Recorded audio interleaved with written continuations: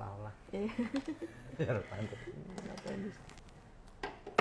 Halo kawan pajak, selamat pagi semuanya. Sebelum dimulai nih, coba boleh mungkin diajak-ajak nih temennya, dikasih linknya Tax Live kita spesial banget nih. Biasa kan kita jam 3 sore, hari ini khusus di hari Kamis di penghujung Agustus ini jam 10 pagi. Ya silahkan ya diajak-ajak teman-teman yang lainnya bergabung membahas sesuatu yang sangat bermanfaat nih pada pagi hari ini langsung di KPP Serpong terkait dengan judul kita pada hari ini BDS.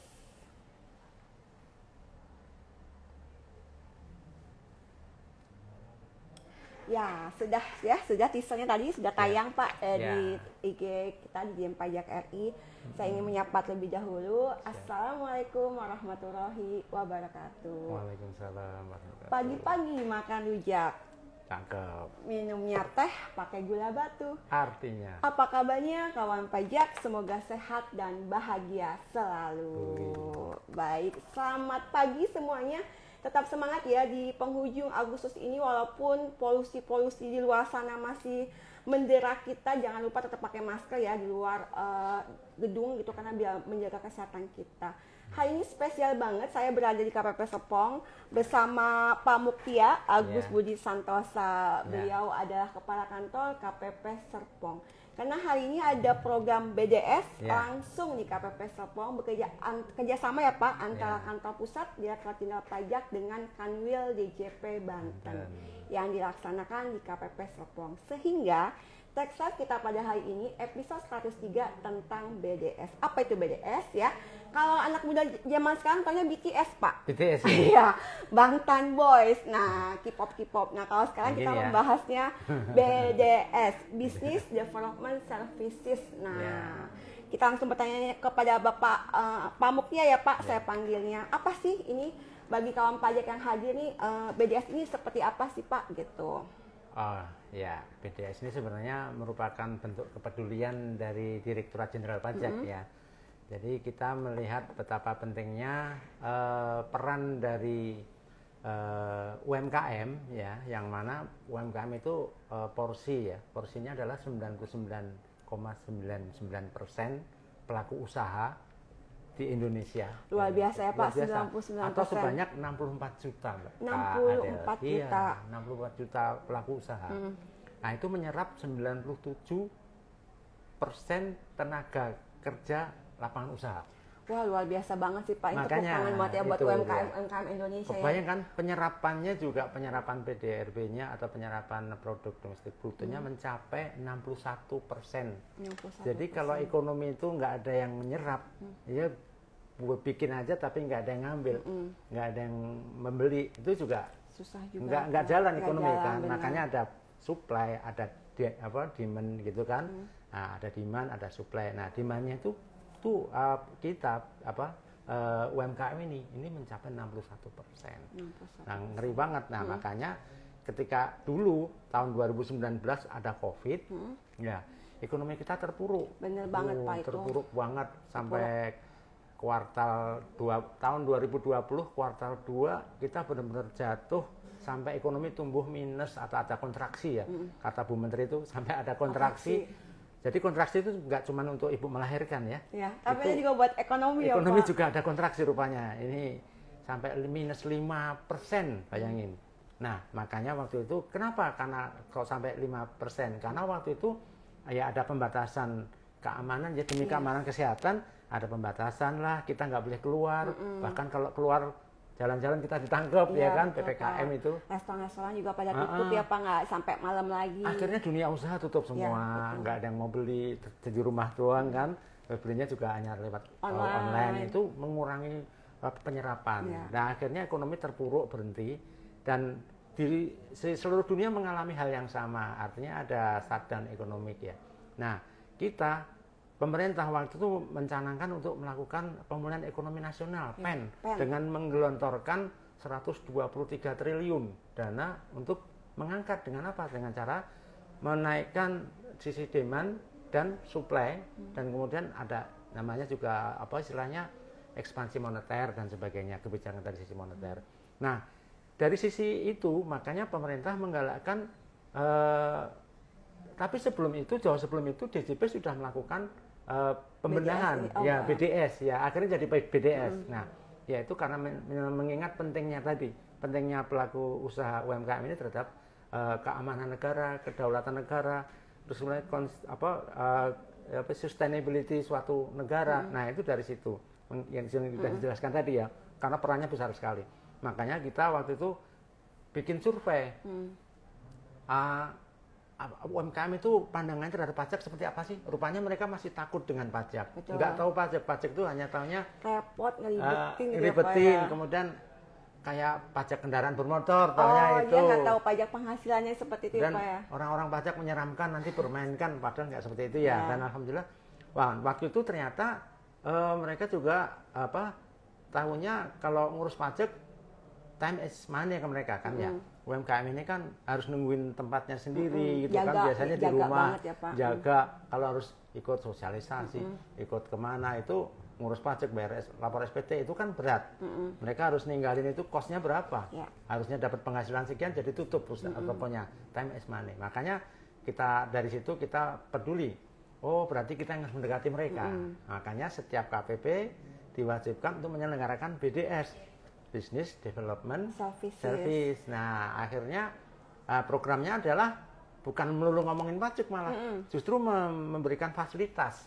Misalnya mengedukasi, memanggil narasumber yang tepat sesuai temanya ya. Kalau temanya masalah kualitas produksi ya kita carikan dari Menkominfo, koperasi ya, dari Kementerian Koperasi dan sebagainya. Kemudian dari dinas-dinas terkait kita mengenai pemasarannya seperti apa, terus kemudian literasi digital dan sebagainya, kemudian masalah pelatihan untuk menambah keterampilan pegawainya, kemudian modernisasi alat supaya bisa sustain, bisa berjalan dan gitu. juga tumbuh maju ya Pak, berkembang UMKM. Jadi memang kalau misalnya saya bisa simpulkan ya Pak ya, BDS ini merupakan program pembinaan ya Pak ya kepada UMKM yang ada di Indonesia gitu. Betul. BDS ini memang sengaja diadakan gitu ya, dan memang diadakannya seluruh Indonesia Pak ya. Dari KPP yang ada di Sabang sampai Merauke. Setiap KPP ini memang diwajibkan ya Pak ya, setahun sekali 2 kali melakukan program BDS. Nah, dan materi-materi yang disampaikan di BDS ini kepada UMKM-nya bervariasi ya Pak ya. Tadi sudah disampaikan sama Pak Mukhtia bahwa ada pembinaan terkait dengan digitalisasi, kemudian juga marketingnya, kemudian perizinan ya Pak ya. Perizinan, servis, sertifikasi. Nah ya pentingnya. Ini kalau yang pagi hari ini Pak, tadi juga sudah ditayangkan di video kita pada pagi hari ini yang sudah diselenggarakan di KPP Serpong ini terkait dengan apa nih Pak? Nah, kalau yang BDS hari ini bisa dijelaskan nih. Kebetulan saat ini, detik ini ya, ini masih berlangsung di sebelah ini. Ini kami Kanwil DJP Banten, kebetulan tuan rumahnya di Serpong, bekerjasama dengan kantor pusat dari Direktorat P2 Humas, menyelenggarakan BDS bersama. Nah, dengan intinya temanya bagaimana supaya UMKM naik kelas. Makanya kita panggil ya Pak, Kakak ya, kita panggil perusahaan yang sudah go public, yang menguasai di bidang bagaimana menjual di marketplace ya Pak, sama transportasinya, financing juga dia rupanya. Saya baca tadi rupanya dia juga tahu bagaimana membiayai dengan mudah, seperti itu. Kan sekarang sudah banyak financing kayak fintech gitu. Betul. Nah, udah banyak itu. Ini juga sudah masuk ke ranah itu ya Pak. Jadi kalau yang mikro sekali bahkan itu bisa lebih cepat, nggak perlu harus utang kemana-mana. Jadi memang ini sudah dicari nih ya, yang memang narasumber yang mumpuni di bidangnya untuk memberikan pengetahuan gitu ya Pak terhadap UMKM yang ada di sini. Betul. Ini kalau kita ngadain BDS ini UMKM-nya khusus di KPP-nya aja atau boleh enggak. Bebas aja nih Pak? Bisa bebas. Nah, selama kuotanya memenuhi ya. Karena kebetulan kalau tempatnya terbatas. Terus online juga nggak bisa ada batasan peserta juga kalau online karena terkait jaringan dan sebagainya. Misalkan 100 ya mungkin masih ada kurang, siapapun boleh masuk. Gitu. Jadi mungkin hybrid gitu ya Pak, yang antara di aula KPP Serpong ini ada, tapi kalau mau yang di mana-mana nih daring kita masuk ke Zoom yang memang kadang-kadang kuotanya ya 100 lah misalnya gitu ya Pak ya. Jadi kalau kita ada narasumber yang bagus misalnya terkait bagaimana marketing dan sebagainya, kita kemarin juga ada bagaimana komunikasi dan sebagainya. Kita pernah ngundang yang namanya Helmi Yahya juga pernah. Nah itu kita sampaikan ke KPP lain yang wilayahnya berbeda dari kita, tapi masih di Tangsel juga, di Tangerang juga. Nah di Banten juga. Nah sehingga yang datang maupun yang daring itu juga orang-orang yang dekat dengan kita. Intinya setiap KPP memberi manfaat di lingkungannya. Kalau se-Indonesia ada 300 sekian KPP dari ujung barat Sabang sampai ujung timur, Sabang sampai Merauke, insya Allah semuanya kepegang. Dan alhamdulillahnya Kak Dela, sekarang nggak cuma DJP yang peduli, bahkan Ibu Menteri sudah mengencarkan seluruh ILAP itu, institusi lembaga itu harus negara itu harus berperan dalam mendukung pengembangan UMKM karena pentingnya UMKM bagi negara tadi, pertahanan negara. Jadi memang nih kawan pajak yang memang mempunyai usahanya UMKM ini gitu ya, kalau memang mau bergabung terhadap program BDS ini bisa langsung sebenarnya ini menghubungi ya atau KPP atau mendapatkan informasi terkait dengan BDS ini ada di sosial media KPP-nya Pak. Ada. Nah, biasa kita jadi emang follow aja dulu ya Pak. Kita selalu promosikan. Iya, jadi ketika memang ada nanti misalkan kawan pajak ada di wilayah Tangerang nih misalnya bisa follow nih Kanwil di JP Banten gitu ya Instagramnya. Follow IG-nya dulu nanti semua informasi tentang kegiatan kita BDS ada di bisa situ. terjadi. Dan kantor pusat juga punya Pak. Mungkin juga saya informasikan nih kepada kawan pajak. Jadi kita punya website gitu ya Pak ya. Ini https://edukasi.pajak.go.id ya Pak BDS gitu. Nah ini ada juga terkait dengan mendaftar mitra BDS gitu. Jadi memang ini untuk memudahkan gitu ya kawan pajak bergabung kepada program-program BDS yang ada di DJP ini gitu. Dan memang pentingnya kenapa nanti kawan pajak mendapatkan informasi terkait dengan penguatan bisnis kawan pajak gitu. Dan tentu saja sebenarnya hal ini juga ada terkait materi perpajakannya nggak nih Pak? Ada, tetap jadi, ada ya. Tetap ada untuk menyampaikan kepada pelaku usaha.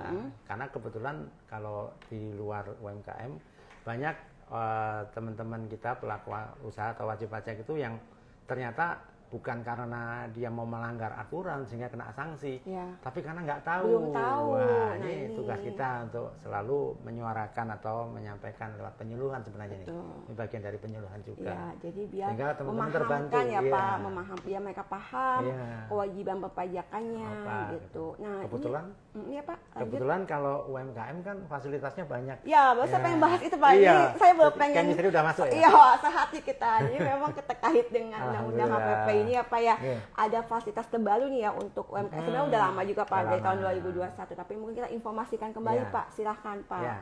Dulu kan awalnya pakai PP 46 tahun 2011 kalau nggak salah, itu 1% aja pajaknya dari bruto, tapi tanpa batas. Betul. Nah terus dikaji lagi kata persen terlalu berat gitu kan, karena UMKM ini bervariasi modalnya gitu, kemampuannya, asetnya dan sebagainya.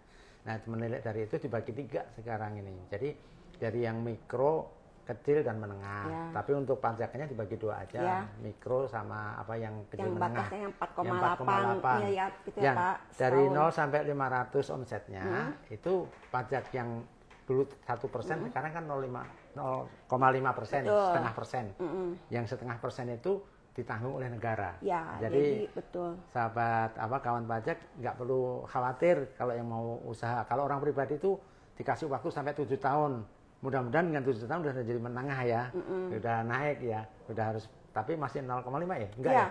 Masih Pak, 0,5%. Jadi kalau misalnya sekarang yang wajib pajak orang pribadi UMKM nih, kalau di aturan yang lama kan di yang PP 23 tahun 2018 itu bisa menggunakan tarif 0,5% ini selama 7 tahun gitu kan. Namun setelah lepas dari 7 tahun, dia harus menggunakan tarif biasa PP pasal 17. Namun dengan adanya kebijakan di Undang-Undang Harmonisasi Peraturan Perpajakan di PP 55 ya Pak, tahun dinaikkan Pak. Jadi batasan untuk membayar pajaknya itu lebih dari 500 juta peredaran brutonya selama setahun. Jadi kalau misalnya Pak, saya nih ya Pak ya, kalau misalnya saya punya warung kopi ya Pak ya, kafe-kafe kopi gitu. Nah waktu Januari pencapaian bruto saya itu masih 100 juta. Berarti yang harusnya tadinya awalnya 0,5% aja langsung enggak, karena kan masih di bawah 500 juta. Nanti ketika Februari saya 100 juta lagi masih belum. Ketika Maret, April, Mei masih 400 belum. Nah, ketika bulan Juli mungkin ya Pak akhirnya 550 juta. Nah, itu baru nanti saya bayar setengah persennya. Seperti itu memang ini semakin meningkatkan ya Pak ya, agar semakin UMKM ini semangat gitu ya untuk membangun bisnisnya dan juga tetap membayar pajaknya. Namun harapan kita seperti apa nih Pak terkait dengan UMKM? Nah, sebenarnya masih ada informasi lagi fasilitas pajak yang lain, ada, yaitu Pak, pasal 7 ya, di undang-undang yang lama itu masih PMK yang lama, bahwa untuk badan pelaku usaha apapun itu, kalau omsetnya nggak sampai dengan 50 miliar, ada diskon 50% dari penghasilan kena pajak. Nah, sehingga pajaknya separuh. Betul, tapi ini harus disampaikan ke KPP. Ke KPP bahwa kita akan seperti ini, ada izinnya lah. Betul, ke kantor pelayanan pajak, kawan pajak terdaftar, nanti bisa ditanyakan lebih lanjut terkait dengan nanti prosesnya seperti apa gitu. Tapi jangan khawatir, tadi kata Pak Mutia, tetap ada ya Pak itu ya di aturan yang lama tetap berlaku. Tetap berlaku itu. Nah, untuk harapannya ya, benar kayak kita harapannya ke depan ya UMKM kita akan naik kelas ya. Jadi berkala gitu loh, berkala. Syukur-syukur nanti kita ada kebijakan lagi yang sudah naik kelas, yang sudah lewat 7 tahun, karena pembatasannya ada tetap ya kawan pajak ya. Untuk yang aturan PP 23 ini 55 yang terakhir 55 ini ada time test. Time test itu batas waktu menggunakan fasilitas itu. Betul. Jadi harus diingat. Tidak selamanya menggunakan fasilitas yang PP 55 ini ya Pak, karena harapannya ini UMKM-nya naik kelas. Gitu. Setelah kita bina, kita kasih fasilitas sebanyak-banyaknya, kita permudah semuanya, kita pertemukan dengan pasarnya, kita pertemukan dengan pakar-pakarnya, kemudian dipermudah izinnya, ada sertifikasi standar kualitas, akhirnya dengan mudah melakukan pemasaran lewat online dan sebagainya, kan harapannya tumbuh. Setelah tumbuh, nah kalau untuk yang orang pribadi itu sampai 7 tahun, ada sampai 7 tahun, baru nanti pakai pasal 17 untuk tarifnya, yaitu yang normal, kayak pegawai, kayak pengusaha yang besar gitu. Tapi kalau untuk yang CV, yang badan itu dibagi dua, yang badan berupa CV sama firma itu sampai 4 tahun. Kalau yang badan yang bentuknya PT itu cuma 3 tahun, karena PT udah pasti bagus lah kalau udah dikasih fasilitas kredit yang murah dan sebagainya. Insya Allah kalau PT cepat bisa berkembang. Jadi kami juga menyapa juga nih kawan pajak yang baru bergabung ya Pak ya, ini sudah 18 menit nih kita ada di Tech 5, kita lagi membahas BDS ya Pak, Business Development Services gitu ya.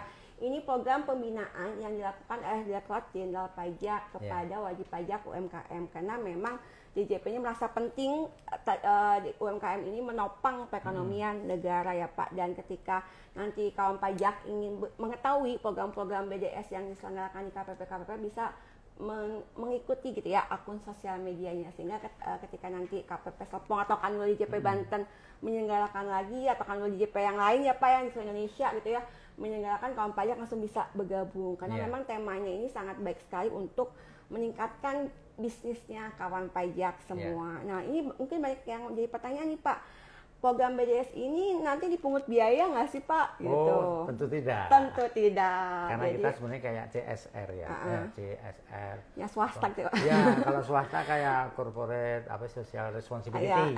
Nah, sebenarnya yang benar tuh ya, BDS itu sekalian kita memberikan bentuk sumbangan kepada mereka, misalkan fasilitas tempat usaha kayak gitu ya.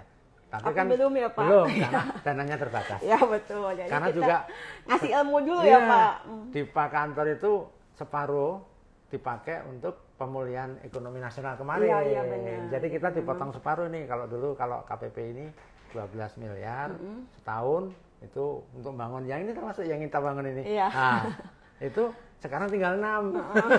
Jadi itu minim banget ya. Ketika waktu pandemi kemarin itu ya, ketika kita pemerintah membuat program PEN pemulihan ekonomi nasional, kalau kawan pajak pengen tahu nih gitu Pak, ternyata Pak Muktia ngasih tahu bocorannya, ternyata itu ternyata pengetatan anggaran-anggaran di setiap instansi pemerintah yang ada, termasuk juga kantor pelayanan pajak.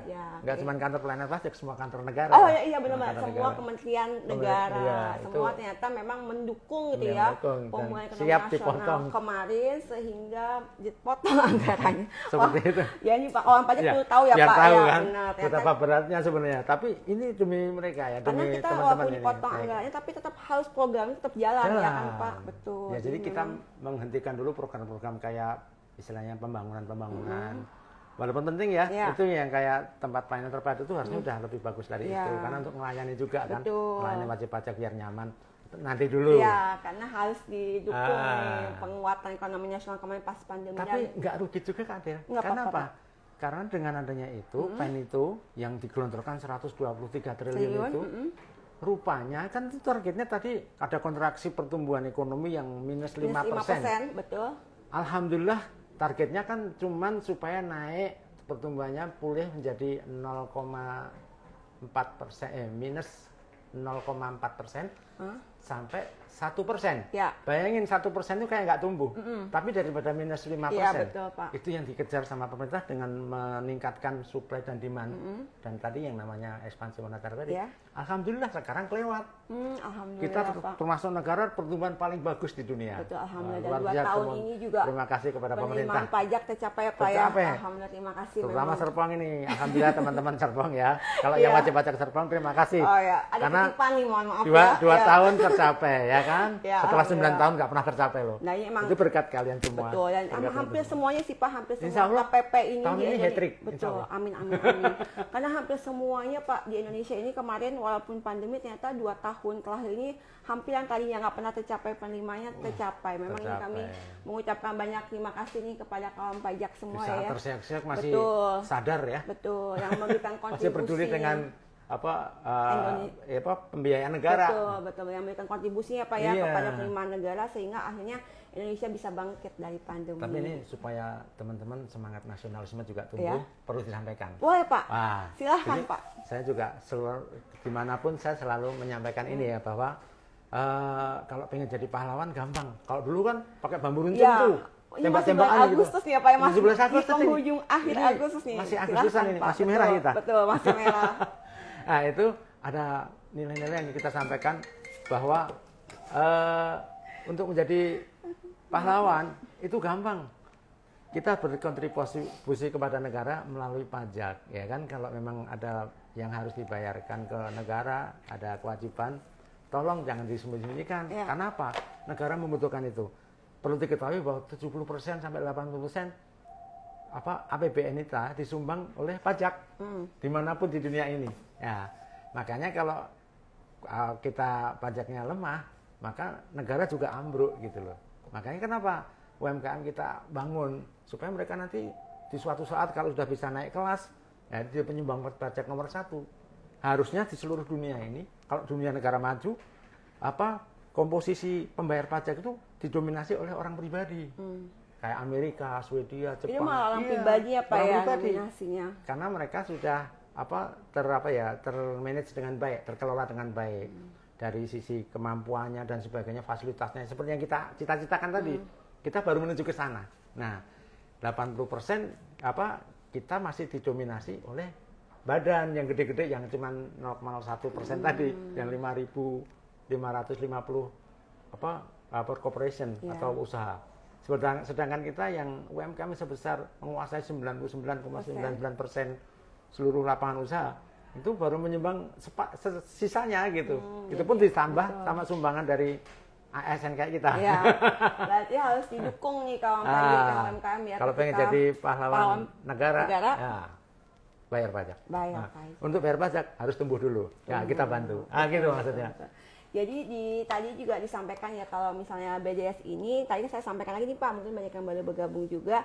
Ini bisa dilihat nanti di Google itu edukasi.pajak.go.id/BDS. Ini juga ada Pak materi-materi terkait untuk menunjang BDS ini. Jadi kan kalau misalnya mungkin tadi Bapak sampaikan ya ketika dia masih belum bisa meninggalkan warungnya, tokonya, restorannya. Time is money. Betul, bisa lihat aja nih di edukasi.pajak.go.id. Ini ada materi-materi terkait dengan untuk kayak pencatatan juga ada Pak, terus kemudian juga ada marketingnya, gimana sih cara branding yang bagus terhadap sebuah produk gitu. Jadi emang banyak banget, nanti kawan pajak bisa lihat sendiri ya materi-materi yang ada di edukasi.pajak.go.id/BDS.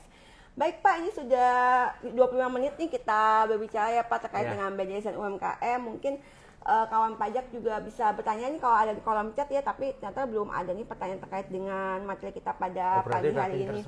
Oh iya betul, pastinya nih sudah jelas penjelasannya Pak Mukti ya juga nih terkait dengan BDS dan UMKM. Jadi memang terkait dengan BDS ini sekali lagi harus diikuti ya Pak ya oleh semua UMKM agar meningkatkan karena itu ilmu. Betul. Nggak apa-apa ya Pak, ini kan tadi juga sekilas nih banyak juga nih Pak peserta BDS pada pagi hari ini ya dari KPP Serpong ini yang telah hadir, yang memang ingin menambah gitu ya. Mereka antusias sekali. Pak, betul, alhamdulillah gitu. Nah mungkin di akhir sesi nih Pak, mungkin ada closing statement nih Pak terkait BDS dan UMKM kita pada pagi hari ini. Baik Kak Adel, kawan pajak semua, kami berharap, kami dari Direktorat Jenderal Pajak ya, diwakili oleh Kepala Kantor KPP Pertama Serpong, ingin mengajak seluruh pelaku usaha UMKM, kawan pajak semua, agar senantiasa mengembangkan bisnisnya melalui apa yang kita sudah berikan fasilitas ya, berupa BDS. Kalau ada informasi BDS, segera kita sukseskan gitu kan. Dan ikuti ya Pak. Ikuti ya, baik melalui fisik maupun daring. Ya. Sehingga insya Allah nanti kawan pajak semua bisnisnya maju dan UMKM naik kelas. Pagi-pagi minum es. Cakep. Minumnya pun di dalam gelas. Artinya kita sukseskan BDS. Semoga UMKM naik kelas. Luar biasa ya, doa pagi-pagi ya Pak ya. Alhamdulillah. Masih pagi ya? Masih pagi jam 10.27 menit di hari Kamis di penghujung Agustus. Semoga masih merdeka gitu. Masih merdeka, semoga UMKM-nya naik kelas banget, amin. Karena kata Bapak tadi sebelum kita mulai nih, lebih baik membayar pajak besar ya Pak ya, daripada membayar pajak kecil. Kenapa Pak? Karena kalau membayar pajak besar artinya penghasilan kita besar. Betul. Kalau membayar pajaknya kecil artinya penghasilan kita kecil. Lebih baik penghasilannya besar. Sama dengan kayak kita mending mensodakoi daripada disantuni.